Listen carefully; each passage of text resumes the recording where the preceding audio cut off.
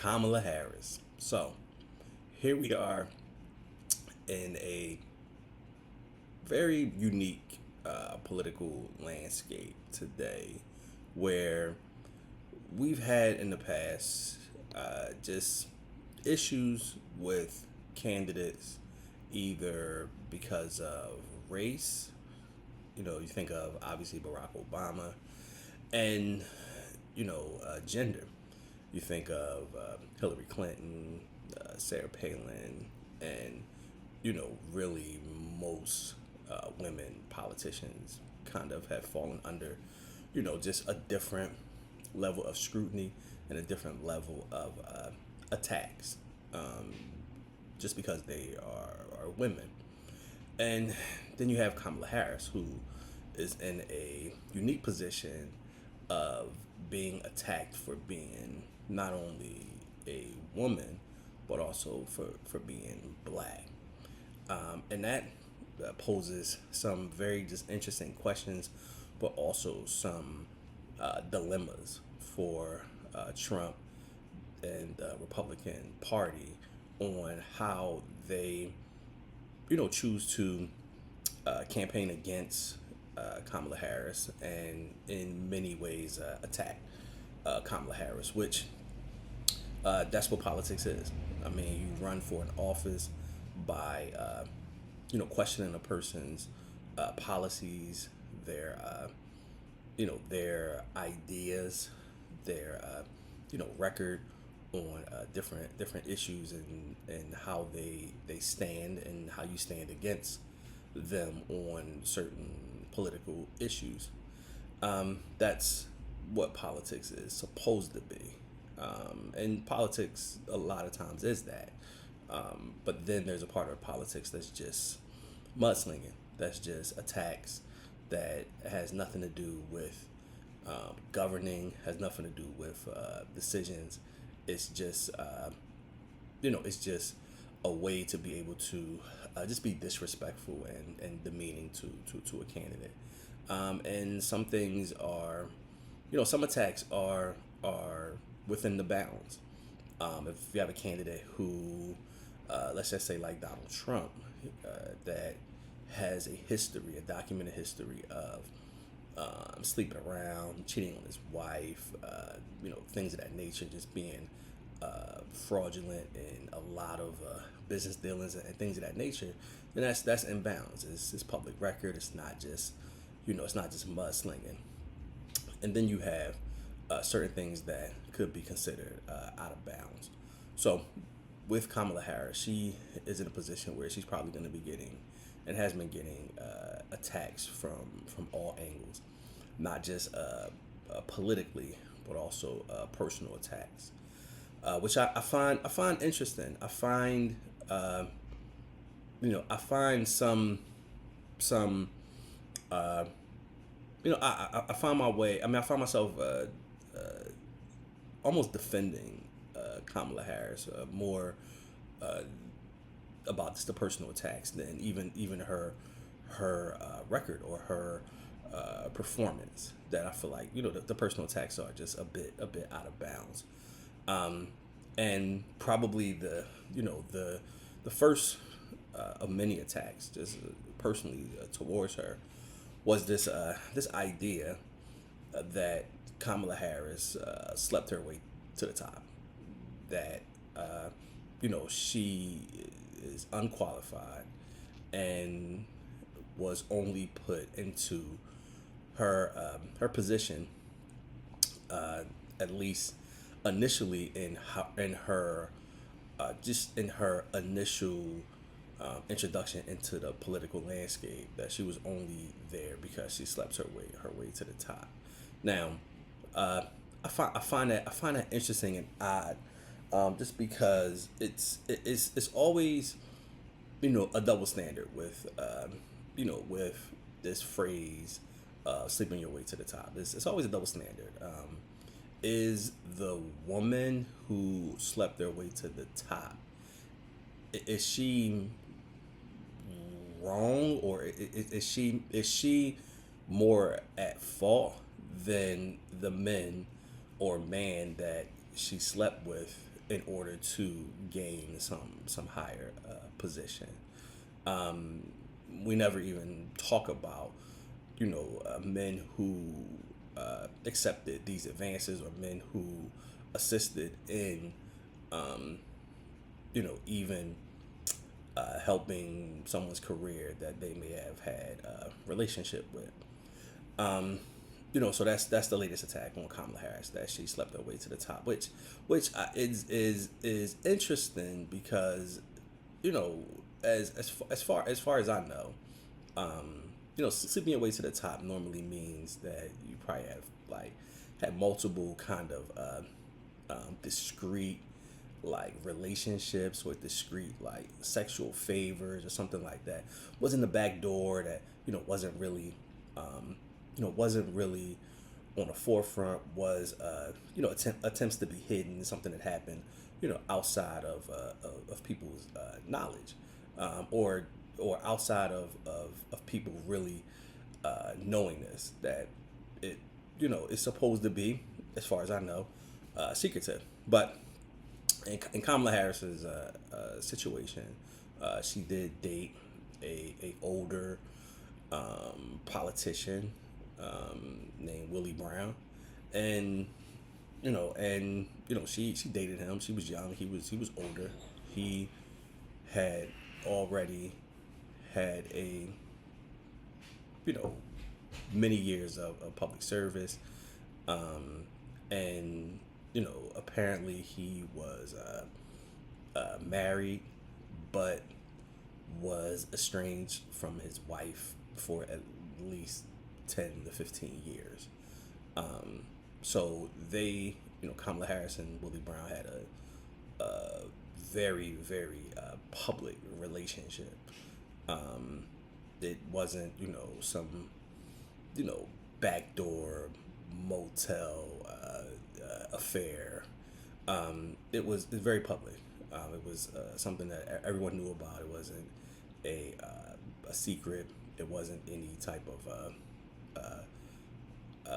choice to like try to hide it or anything like that. It was a relationship. They just both happened to be on the political scene at the same time, which is not unusual. So that is the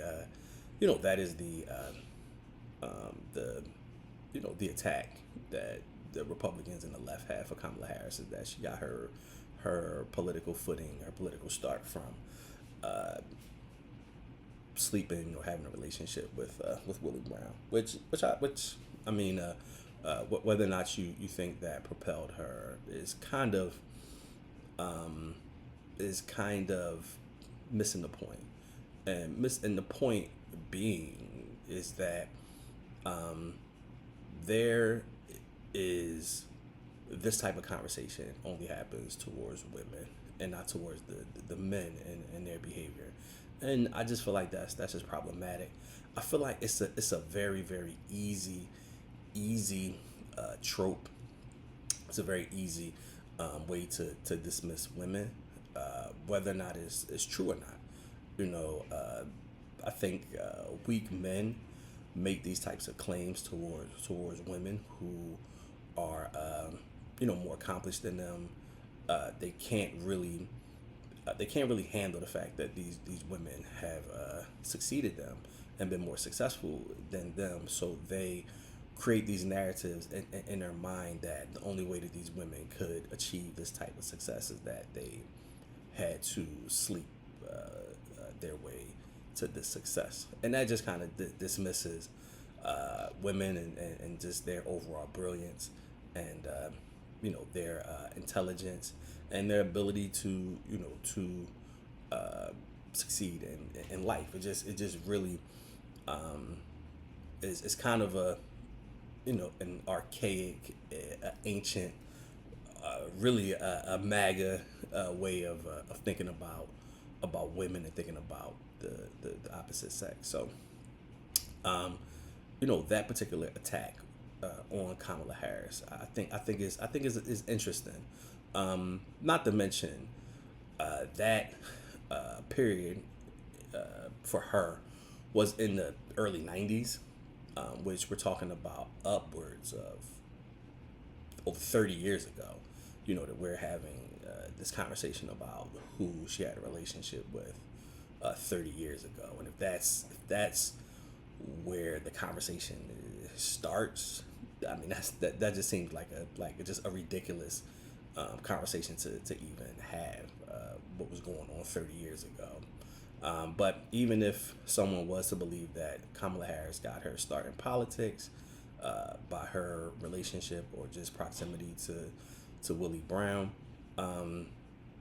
her political career far exceeded even his career. I mean, she won multiple races, multiple campaigns, not just as district attorney in San Francisco, a major city. She won that race. She also won the race to be attorney general for the state of California. She won that multiple times, but then also she won California state senator. So to really focus kind of on a period of 30 years ago really is a way to try to diminish her accomplishments, to diminish her success, and even for the folks who say that she just is not, which I think is odd that folks say things like she's just not an intelligent, brilliant woman, which we're talking about someone who graduated from Howard University, has a law degree, was a practicing attorney, district attorney, attorney general. I mean, you don't get to those positions, being someone that is unintelligent, someone that doesn't know the job.